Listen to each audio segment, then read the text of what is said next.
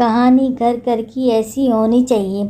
सुबह 10 बजे तक सोने वाली और बार बार उठाने पर भी थोड़ी देर और सोने दो ना कहने वाली शालिनी आज भोर को 6 बजे ही उठ गई थी। इतना ही नहीं, उसने सबके लिए चाय बनाई, पेपर लेके आई, बगीचे में पानी दिया और पापा को सुबह मॉर्निंग वॉक के लिए भी उठाया। सवाल था, शालिनी तुम ये क्या कर रही हो? शालिनी ने धीरे से जवाब दिया, 3 महीने हो गए मेरी शादी तय हुए। वहाँ पर कौन होगा मेरे आगे पीछे घूमने वाला? वहाँ तो सब मुझे ही करना होगा, बस इसलिए आज से शुरू कर दिया। घर की बेटी को इतना समझदार होते हुए देख सबको खुशी हो रही थी और साथ साथ बुरा भी लग रहा था। बुरा लगने जैसी बात भी थी क्योंकि अब वो हमेशा के लिए उनको छोड़कर उसके ससुराल जाने वाली थी और 1 महीना बीत गया और आखिरकार शालिनी की शादी हो गई। वो अपने ससुराल लग गई। सुबह समय पर जग पाई या नहीं, इसी विचार से वो रात भर सो ही नहीं पाई। सुबह होते उसने नहाया, पूजा की और खाना बनाने की तैयारी करने लगी। वो सोचने लगी कि आज खाने में क्या बनाया जाए जो बड़े और बच्चे दोनों को पसंद आए। तभी पीछे से एक मीठी आवाज़ आई। शालिनी ने पीछे मुड़कर देखा तो उसकी सासू माँ थी। और बेटा, इतनी जल्दी क्यों उठ गई?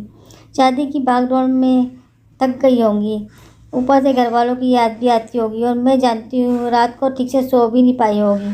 ऐसे तो तुम्हारी तबीयत खराब हो जाएगी। शालिनी मन ही मन सोचने लगी, मेरी सासू माँ तो बिल्कुल वैसी नहीं है जैसी मैं सोच रही थी। मैं तो डर के मारे कितने दिनों से सुबह जल्दी उठने का प्रयास कर रही थी। यहाँ तो परिस्थिति बिल्कुल अलग है। शालिनी ने कुछ काम खत्म किया और तभी सासू माँ ने आवाज़ दी, बेटा इधर आओ, देखो तो सही मैं क्या बना रही हूँ। मटर पनीर पराठा और गाजर का हलवा। अरे वाह, यह तो सभी मेरी फेवरेट डिश है।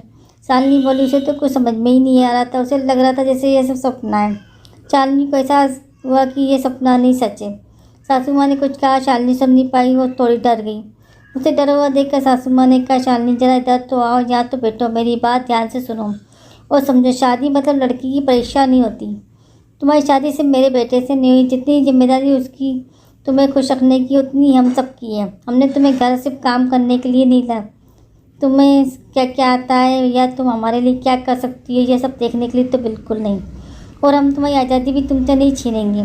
अगर अपनी बात करूँ तो मुझे सिर्फ एक अच्छी फ्रेंड चाहिए थी।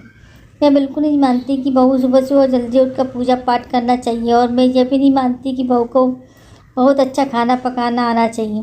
शादी का मतलब तुम्हारे सपनों का बलिदान बिल्कुल भी नहीं हो सकता। बल्कि मैं तो कहूँगी शादी का मतलब तुम्हारे सपनों को और ज़्यादा ऊँची उड़ान देना होना चाहिए। हम सब हमेशा तुम्हारे साथ हैं, हर दिन हर पल। शालिनी की शादी को अब 10 साल बीत चुके थे। इन 10 सालों के सफ़र में उसने जो अनमोल रिश्ते कमाए थे उनमें से एक थी माँ। जी हाँ, वही सासू माँ जो अब उसकी माँ बन चुकी थी। शालिनी ने अपने जीवन में काफ़ी उतार चढ़ाव देखे थे, लेकिन उसके मन में यह एक सोच बहुत पक्की बैठ गई चुकी थी कि जब भी उसके बेटे की शादी होगी तो वह घर में बहू लाएगी तो वह भी अपनी सासू माँ की तरह ही अपनी बहू के साथ व्यवहार करेगी।